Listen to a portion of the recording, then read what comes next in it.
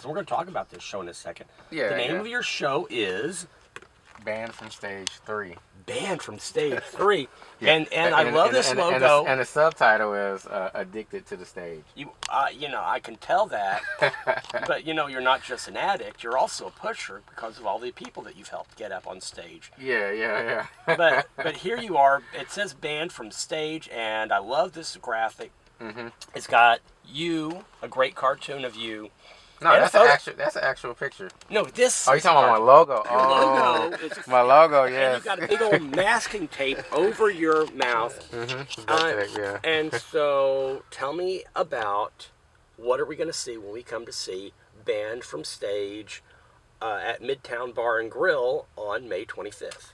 Okay, so basically what you're going to see in the show itself is it's mainly going to be more so like a storyline, and it's going to be in 3 acts, and in between each act there will be, other artists that are going to perform. It's an R&B artist named Eugene King. He's going to perform, and my wife's going to do some poetry in between.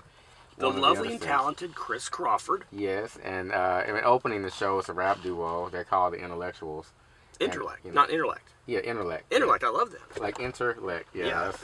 That's they spell it differently, but it's pretty cool. But for me, as far as the show itself, it's gonna be a really great experience for just for the audience, because it's a storyline where I'm talking about my life, but as I'm talking about my life, then I'm also gonna be acting out, other characters as well, because it's gonna be about my life, but other people's lives as well, and it's gonna be some, fictional characters, loosely based on real people. We say composite characters. Yeah, composite characters. So people can't sue you later. Yeah, exactly. So, but it's gonna be that, and we're gonna have, and it's gonna be comical.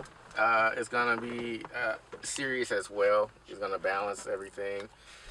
It's gonna have a great balance to it, and it's just gonna have a very, very, very cool appeal, and it's gonna be very different from what you're used to seeing, and I think that's what I aim for. It's like just having this being almost like its own genre, it's just a very different brand of entertainment, and that's what I aim for it to be entertainment. It's not gonna be dry or.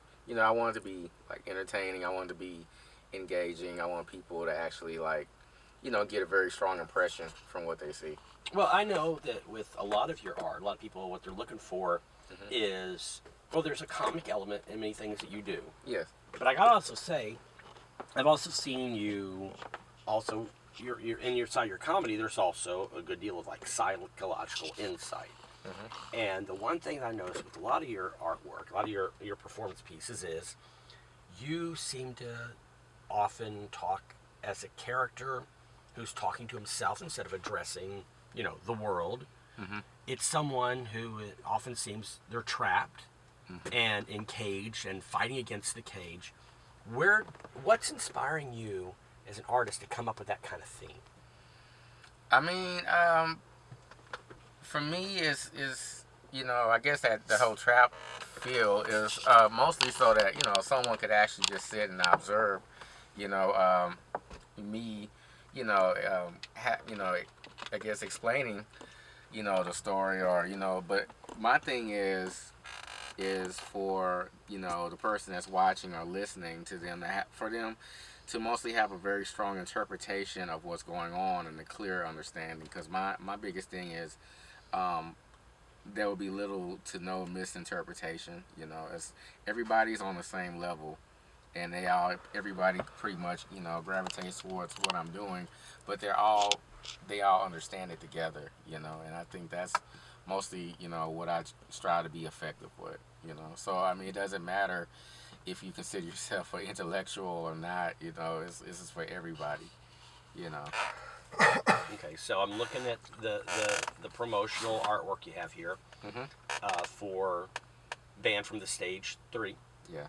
Is it your Banned from Stage 3, or is this the third in Banned from Stage?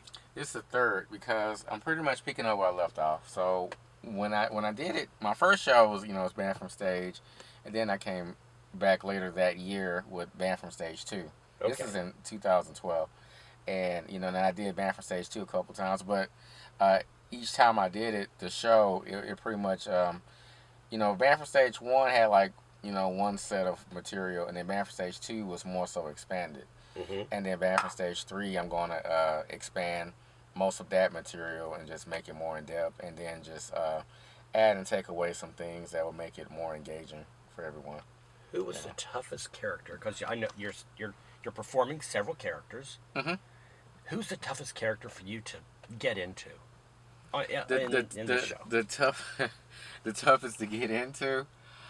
I don't know. I mean, I would say, well, it's a character I do. I'm an old man, you know, and I don't know. It's kind of tricky, you know, playing that character, you know, because you know I have to like you know make my voice you know sound like a little older, and you know I'm doing the mannerisms and everything, you know, like oh yeah, you know, how you doing, and you know talking like that. So it's gonna be pretty cool. But you know, adding more depth to that character, I think it come for this show. I think it will be a little more difficult. But then there's another character that I have that's you know basically he's based on he's like the forgotten unwritten part of history with you know helping slaves pretty much. But he's actually setting up schemes to you know help slaves, but he wants to help himself too with a profit, you know. And I think that character, expanding that character, I thought it was somewhat of a challenge to do once I actually put it all together for the show. I think that's gonna be cool. But I think with you know with me playing the older person, and I call him Uncle Charlie, you know, and Uncle Charlie's gonna be the one that's gonna kind of tie everything together at the end of the show, you know, because you know he'll be the last character, pretty much. So that's what I look forward to.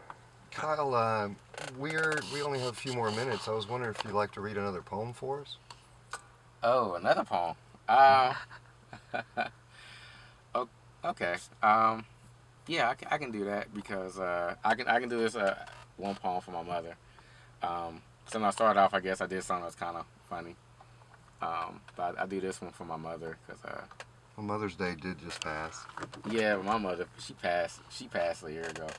Okay. So you know, last time I was here at this station, I actually tried to do that poem on live on air. You know, and that was with Zen, but you know Zen's passed away now too. So yeah, goes out to him too. We are live on the air. It's all good. Okay. Yes. So we're live. All right. So here goes. Hey, mama. Lately I've been acting bad. Guilt in my heart and regret I had of not embracing you, and now I'm facing you. Have a better relationship and to stop disgracing you. New outlook on life and a new avenue. Please excuse me for all the times I had an attitude.